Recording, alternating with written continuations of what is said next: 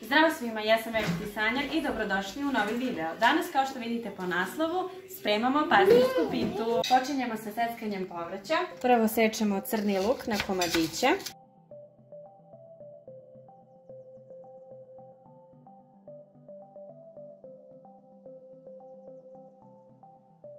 Zatim sečemo šargarepicu.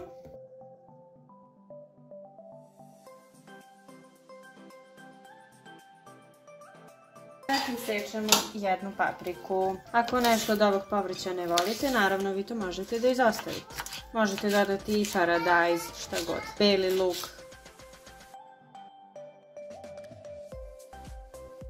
Također dodat ćemo otprilike jednu šaku graška.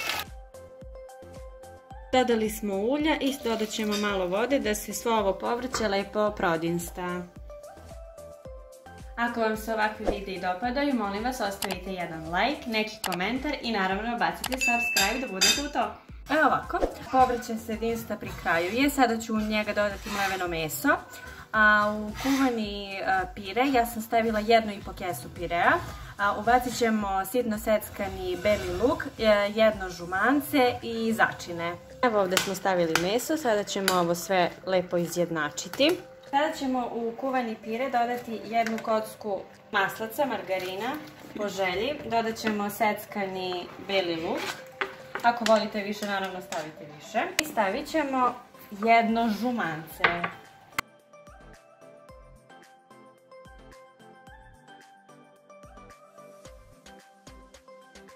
I ubacimo žumance i dodamo začin.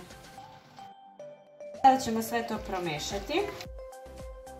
Pire naravno kuvate po onom uputstvu iz kesice, znači stavite vodu, mleko, ako ne želite mleko onda samo vodu, jer kada se stavi mleko onda ima malo bogatiji ukus, malo puniji. To vam nisam snimala. A sada kada ovo umutimo lepo, kada se sav maslac otopi, pravimo sos. Ne znam tačno ime kako se kaže, znam da je nešto na V. Pomeša se brašno sa goveđom supom i to se posle prelije preko mesa kada budemo ređali u tepsiji. Pire je gotovo, ostavit ćemo da se odmori dok nam se meso uprži. U prženo meso dodamo alevu papriku, biber i ostale začine koje volite. Ne preporučujem da solite previše zato što i supa ima svoje začine i pire ima svoje začine pa da ne bude preslano. Sada prelazimo na pripremu velute sosa, ja to kažem bešamel. Imamo kocku margarina i jednu kašiku brašna. To ćemo otopiti i upržiti i kada se to bude otopilo i upržilo, dodat ćemo 2 decilitra goveđe supe. Neprekidno mešamo da se brašno ne bi prepržilo, da ne bi izgorelo, jer to ne želimo. Evo ovo se fino otopilo. Sada ćemo dodati goveđu supu, 2 decilitra.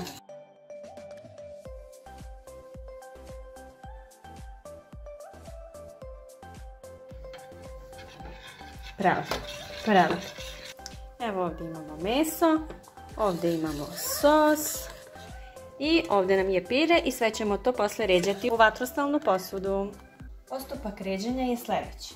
U vatrostalnu posudu prvo stavimo meso. Tačnu količinu, ja sam recimo pola kilograma mlevenog mesa stavila.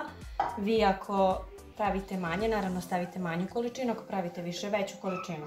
Sada preko mesa ide sos. Molim vas, pišite mi u komentarima kako vi to zovete. Negdje sam čitala da se kaže velute sos, sad ako ga ja dobro akcentujem. Ako ne, reći ćemo da je to bešamel sa goveđom supom. To stavimo preko.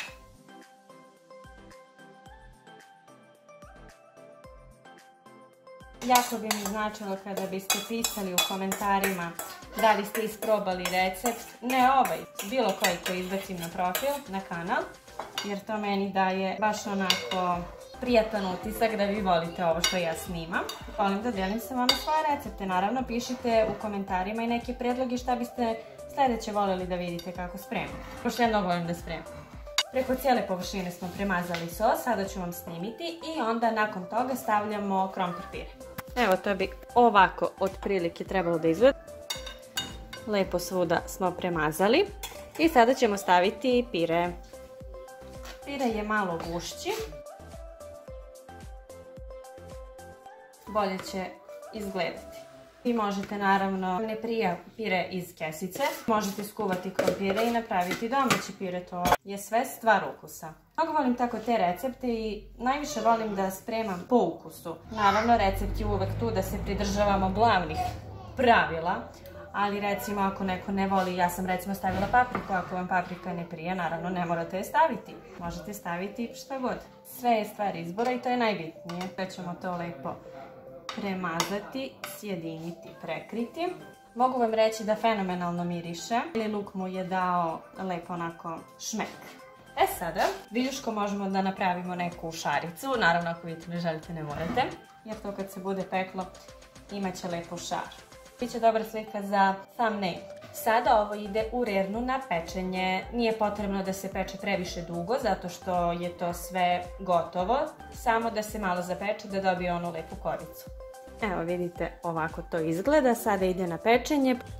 To bi bilo to što se tiče ovog videa. Nadam se da vam se dopalo. Ako jeste, obavezno lajkujte i ostavite neki komentar. I naravno bacite subscribe. A mi se vidimo u nekom sljedećem za koji se nadam da će biti veoma uskoro. Ćao!